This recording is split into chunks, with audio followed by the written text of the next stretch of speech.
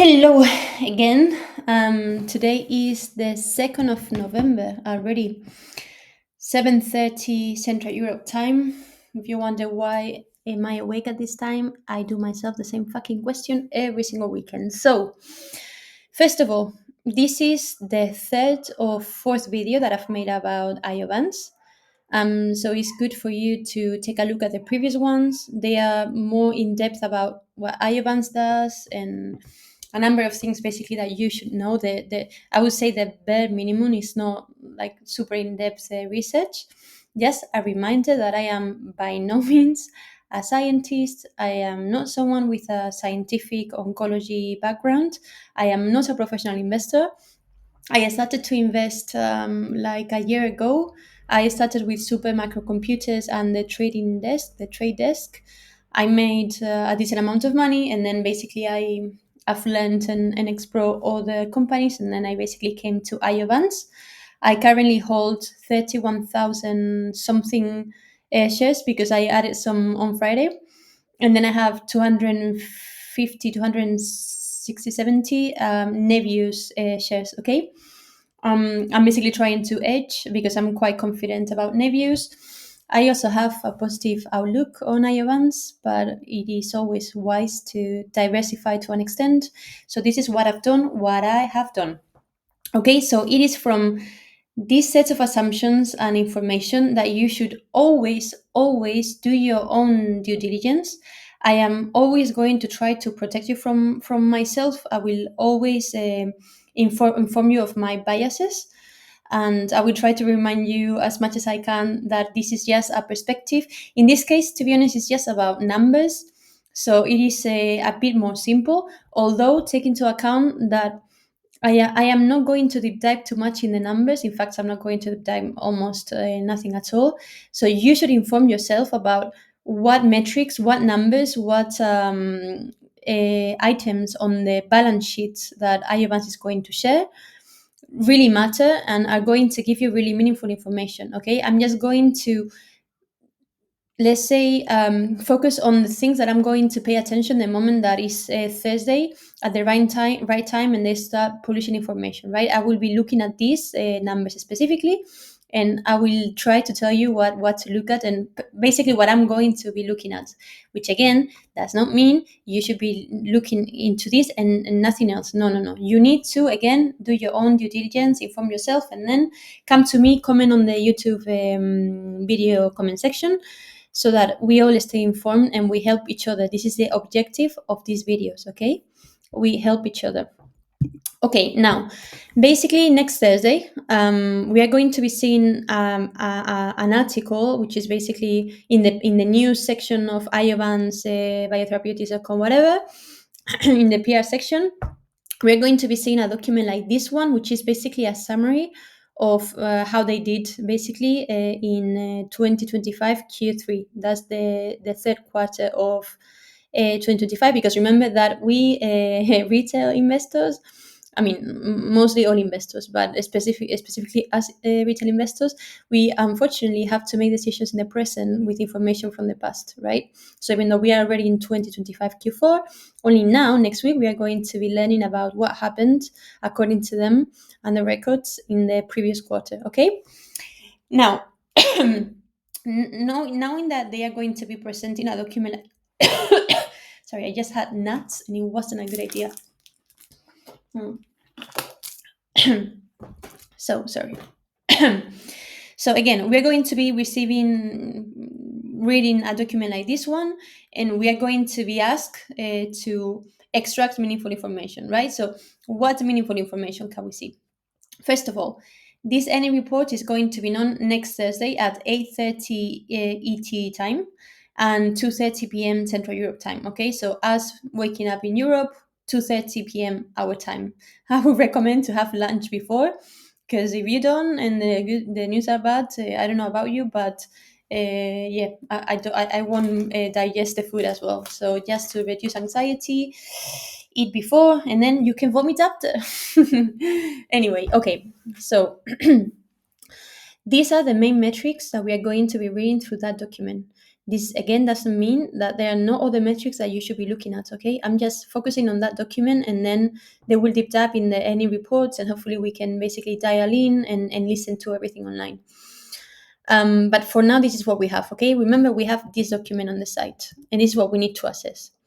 Now, here I've basically shared the data they provided for the previous quarter so that you have it as a reference, and also some yearly information, and also quarter on quarter over quarter, which means we compare not only a year versus a year, but also the quarter of a given year versus a quarter of another given year. And then we try to extract meaningful information. Now, important to remember, Antagbi was only approved in February last year, right? That means that we've been commercializing for a year and a few months. So obviously it's not the same. We can extract the same information that we can from a company that has been alive 10 years, and we have 10 years of information to contrast and question and so on, right? Here, just like the CFO who fucked up with the forecast, because as Colleen said, the new CFO, they were basically basing their forecast, their assumptions on the behavior of CAR-T companies. One second, I just forgot what I said.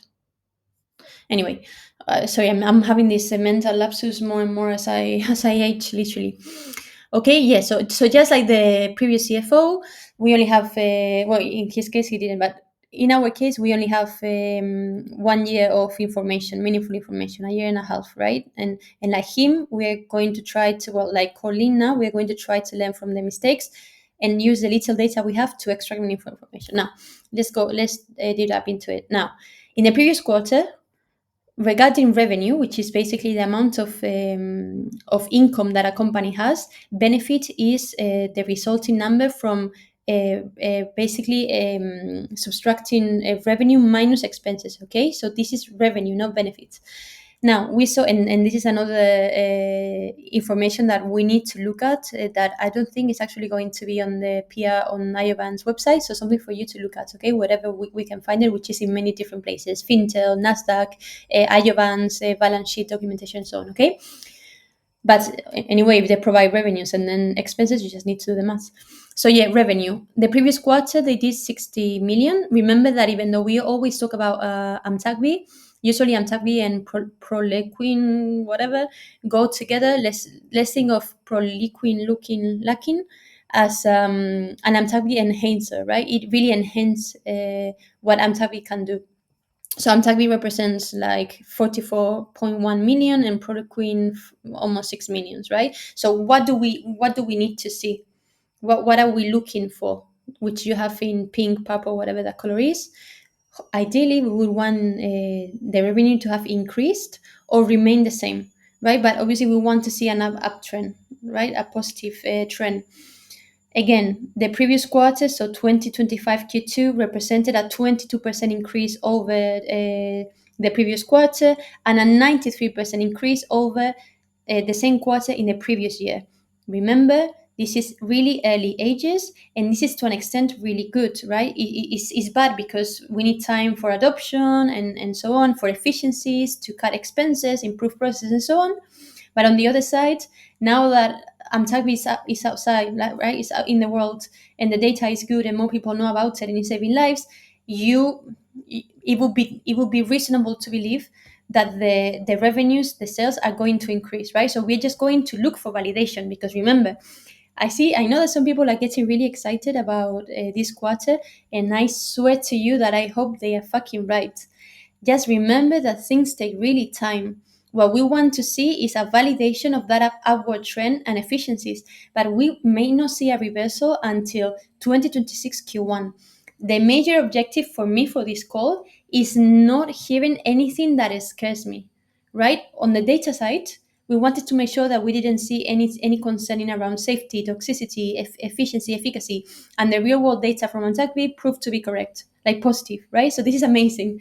Now, on the business side, we want to make sure there is no other fuck up. We don't want to hear that all of a sudden there was another maintenance issue or something like that, or see a potential like crazy decrease in revenue or something like that, right? So for me right now, increases are the objective, but a reiteration, let's say, yeah, just no variation, neither negative or positive, could be decent enough, right? So this is the objective. This is why you see the words on the one, two, three, four, fourth column as pink, orange, purple, whatever color is. So okay, revenue. This is the reference number that we can use, 60 million, and then you can even look further. It wouldn't be like look backwards and compare that. Okay. Now, year-on-year revenue, sorry about missing the revenue there. 93% increase comparing to the previous year. Let's see what increase it represents from previous quarters of this year and so on, okay? Patients. What is the number of new patients? In the previous quarter, it was 100. Now we want to see that we see the same number and ideally more patients, okay? Cash. So in the previous quarter, they had 307.1 million. The question is clear: how much cash do we have now, right? Obviously, every quarter, making this massive structure with lots of research and development and commercializing manufacturing and stuff like that is quite expensive. So it makes sense that they spend a lot of money, but obviously, ideally, we will see that they have more and more cash, and basically, one more quarter of operation doesn't necessarily mean more, like the same cash burnout as the previous one. We want to see an improvement, right? Okay, then cash runway. So, according to the previous annual reports, they confirm that basically they should have cash until 2026 Q4. This is again an assumption. We need to see if they actually manage to do it. But this is a good point, a good reference to have, right? So, what do we want to see next Thursday? Either that they confirm this and they say we continue on track to have cash until the fourth quarter of 2026, or even more, right? And again, this is anything about the future is a speculation. It doesn't matter who on earth is a CFO if she has an IQ of 300 million times. Neither she neither we can see the future. So these are just reference points that we can use because this is literally all we have. Okay. Now, full year 2025 guidance and outlook. So we basically want to see that they either they reiterate or they increase the guidance. Okay. We also want to see any improvements regarding again cash runway into 2026, whatever. And what we want to make fucking sure is that they don't say, oh, you know what? Actually, there is a delay in the data readout. Would this be the end of the world? Well, I mean, as long as the data is good, do we care if we need to wait until January? The market will care. They will be penalized. So we care about our money in two different ways. First of all, some of you may have to face certain expenses. Maybe you need to pay for the university of your children. Maybe you need to fix something in your house, in your car. So you definitely do care. And the second way that we care is the opportunity cost, right? Had I put the money that I put in Iovance on Nevius, I would have doubled it, and I would have had time to come back to Iovance, enter even cheaper, right? So opportunity cost is like it costs you money, and I know this from fucking experience. It's not just theoretical, right? So in that sense, we do care about keeping money dead here, right? And some people make moral and ethical like judgments about people not revealing how much money they have on Iovance. This I don't like. Or if as in people should reveal what they have so that other people can make real assumptions about what they are coming from.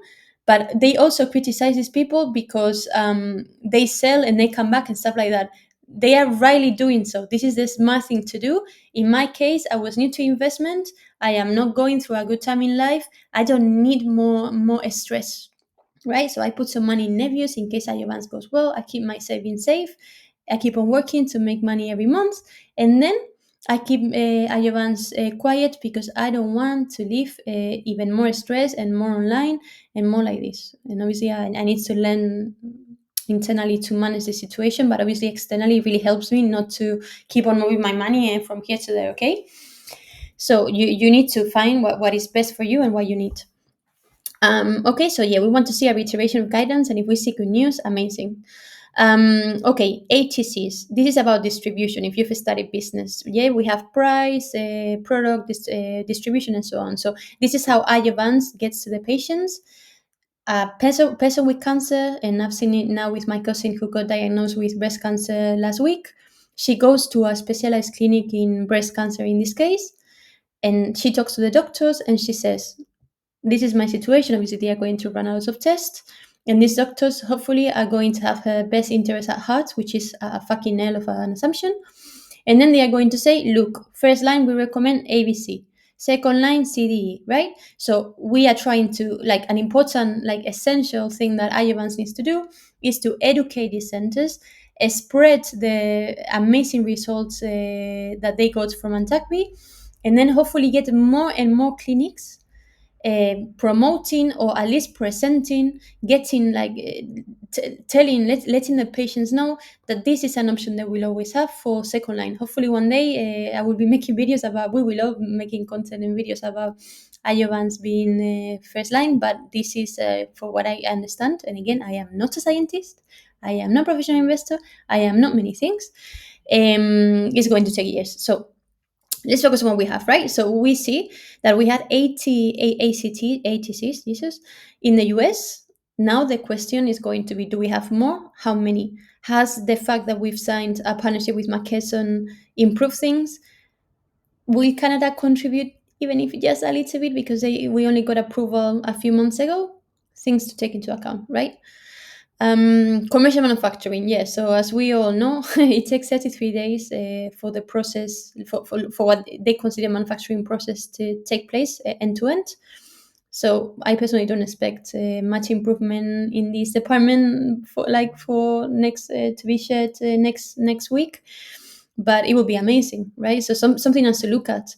Are they sharing anything new in this regard? Maybe now they apply even a better quality control system or process that is maybe even going to help us get approval in Europe.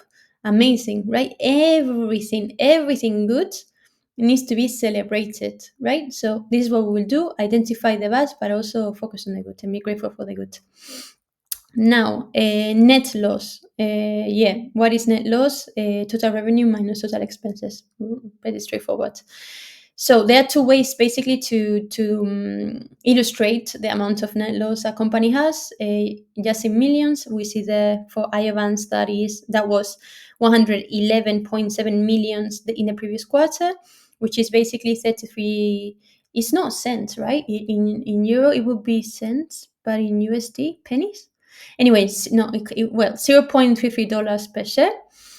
So obviously we want to see that ideally this has decreased. Worst case that it remains the same, but ideally we will see that it has decreased. Okay. Cost of sales, yeah, 56.7 millions. Important to note in the common column, the third one, just next to those 56.7 million. 19 million were associated with patient drop-off and manufacturing success rates. Now, what does the first one mean? Clear. Like the patients just left the treatment for whatever reason.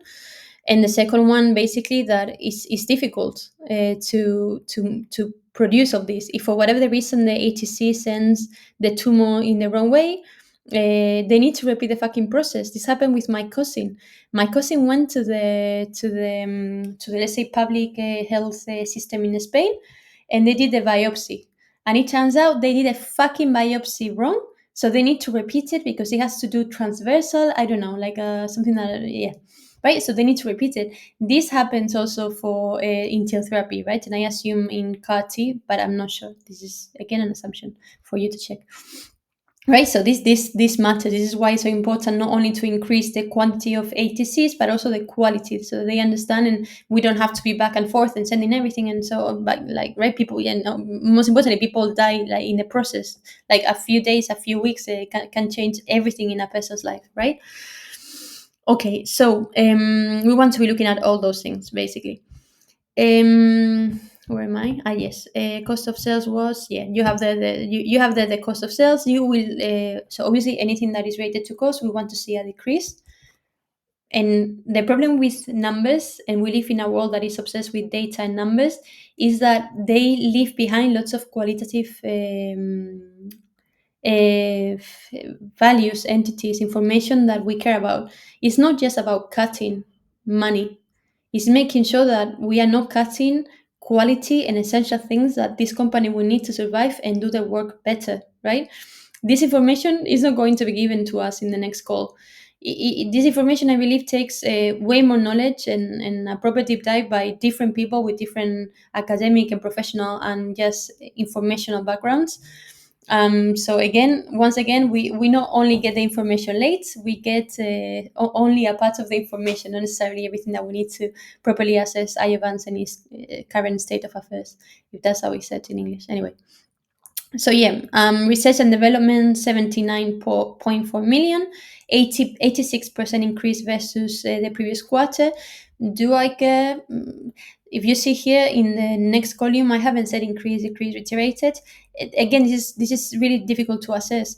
Doesn't mean that they are spending more money because they are getting closer to getting positive results. I don't give two shits. I spend money, like I spend money in that, because that is what is going to define the success of this company and ultimately how many lives are saved, right?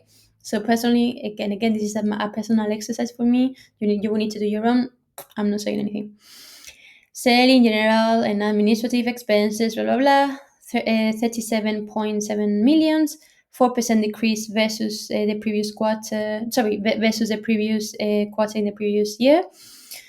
Ideally, we will see them decrease, but just remember that we are missing the quality factor, which is essential. Management and operational improvements. Yeah, so in the previous quarter, we saw this strategic restructuring, as they call it, which means that they fired a lot of people. And that basically was good news in the sense that if you forecast you're going to make X amount of money and you're going to need to produce X amount of products, and then you don't have the same demand, you just can't keep like the amount of people that you hoped you would. You can't, because you are literally betraying the company if you do that, and then that usually ends in even more people being fired, right? It's a really difficult job to do, but sometimes, unfortunately, it has to be done. So yes, yeah. On the positive side, we also this is not only about money, right? And seeing this this mathematical positive news in terms of lots of people being fired and that basically meaning more cash and stuff like that. We can also look at positive news like the deal with Mackenson, improvements in manufacturing, as we discussed before, and most importantly, and this is why I'm putting that on the fourth column, I don't want to see what we do not want to see, and I pray we don't see, is negative updates. Honestly, if Iovance manages to just keep the trend outward for what it matters, which is quality, more patients, more lives, some efficiencies and stuff like that, that is enough for now, because we've been only in the market for a year. It's great to come here, like, because I'm investing money, you should be making improvement. This is not how it works, right? The people in the company need to make sure they do their job right, so the science keeps on being strong. We get to more patients, and so on, right? They don't necessarily care if you need the money in December this year or in March next year, right? Like there are so many more things that should matter to them most than our profitability, right? Which is not to say they should not care about us, because we are putting our money and they are getting money, right, through that funding, let's say, or they will. Just remember this when you feel like criticizing the CEO, the whoever you are criticizing, right? It's great to keep a critical mind and right and make fair judgments, but also keep in mind that they may be contributing to Iovance in ways that you will never fucking know, right? So chill. Okay, now, yes, regulatory and clinical development updates, data, right? So we want to see two things: that the data is good, and the data is shared when they promise they would, which is before the end of this year. Is it critical that lung data is published in January 2026 instead of December? Look, if the data is fucking right, I don't give two fucking shits about when it comes. Again, I do, because maybe I need money for something, December, January, my life, right? But if you really, really need the money by December, uh, then just sell when you can. But Iovance has other priorities, right? And the data will come when it can come, and that's it. And we will basically have to deal with the consequences of whatever they manage to do. Okay. Anyway, but again, this is what we want to see, that the data is positive whenever it comes. Ideally, would come when it was promised, right? Because again, some people are saying that Iovans are getting punished, as in the stock price is getting punished because of the loss of trust.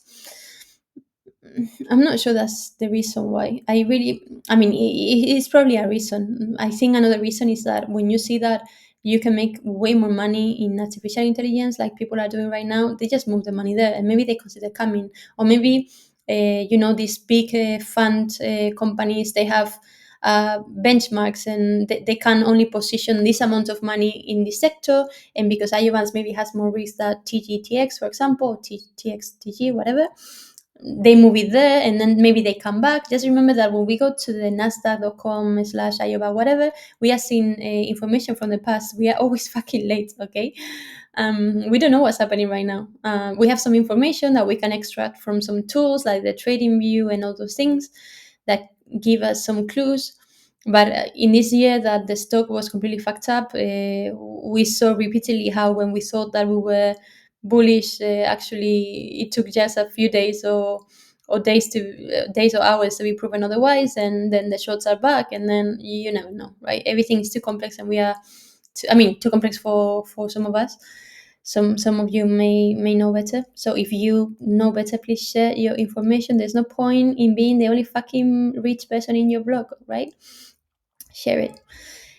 So yeah, anyway, sorry, I'm just talking nonsense. Okay, here, I know that we want to make money with Iovance. I fucking know that the big pharma want to make money. Sometimes out of keeping you sick, let's just say it out loud. But honestly, the best cure for cancer is prevention, and that there are genetics factors in place, environmental factors, how you were raised, right? But food is super important, and there is so much information out, and stress and so many other things. There is so much information, like crazy amounts of information out there. I like to see this guy, The Diary of a CEO. There are other channels for sure. I'm just checking different resources and trying to learn from them about that. You will see that in my YouTube channel, I've created different playlists, and I've made them public for a reason. You have some songs there to chill. I'm just trying to collect information so that anyone that is searching for Iovance, not only from an investor's perspective, also as someone that maybe they just received the news that a family member has melanoma or something, you have their resources to help yourself and help the other person, okay? And prevent cancer, like this guy who is no, not this guy, not the one on the screen, and the other guy, the one he's interviewing, is saying that cancer is very preventable, and it's true. For like, according to all the science out there, all the proof that we have that may prove to be incorrect in the future, it really is. So please, please, please, eat well, have a healthy lifestyle, run from big cities if you can, just live somewhere nice where you can hear the birds, not people shouting in the doors and all this fucking shit. Anyway, I don't know why I'm saying this stupid thing. Anyway, ignore me. Sorry, it's really early in the morning. I will save you from my stupid comments and share this video after walking my dog and having breakfast. Good luck. I really, really, really, really hope that we have good news next week. Just remember that it's not too reasonable to expect this quarter to be incredibly good. If it's just good enough and we get other positive news like um, positive data, or just confirmation on certain things like guidance, and the data coming this week, this year, amazing. If the stock price goes down, what, like nothing new. Again, if nothing in your investment thesis changes, there's no need to sell, right? Or your personal needs. Also, something important. So I did mention that I would do a video about the FDA, the EMA report I am on page fucking 20. The fucking document has 100, I don't know how many fucking pages, right? If I make a video about something, believe me, I will read every fucking page and search for every fucking meaning, right? And these people love to use obviously specific words and stuff like that, which only make it a fucking nightmare. It's like lawyers. You really need to make things accessible to people because you work for fucking people and not the other way around, okay? Anyway, so yeah, in summary, I'm on page 20. I work full time. I have a life. By the time that I actually make a fucking video, it will be 2027. So I will try to do it. In any case, I saw that Dan Esfera and Biotech Scanner did one. Take a look. Again, do your own fucking diligence. I haven't watched it because I don't want to be biased. I really want to just sit down, listen to, like, read the documents, search these words, see how the FDA does it, how the Health Canada organization does it, and then extract my own conclusions. And amazing, you will have two sources of people or whatever he said to check information. Okay. Anyway, don't be lazy. Don't blame people, right? People like Danis Ferreira, Biotech Scanner, and myself are here talking, and it's great that we entertain you and we create content for you and all these fucking things. Don't be lazy and don't force upon us the job, the work that you need to do by yourself. It's your fucking money. I have my biases. Every human and every artificial intelligence being does. So please, please look after yourself, okay?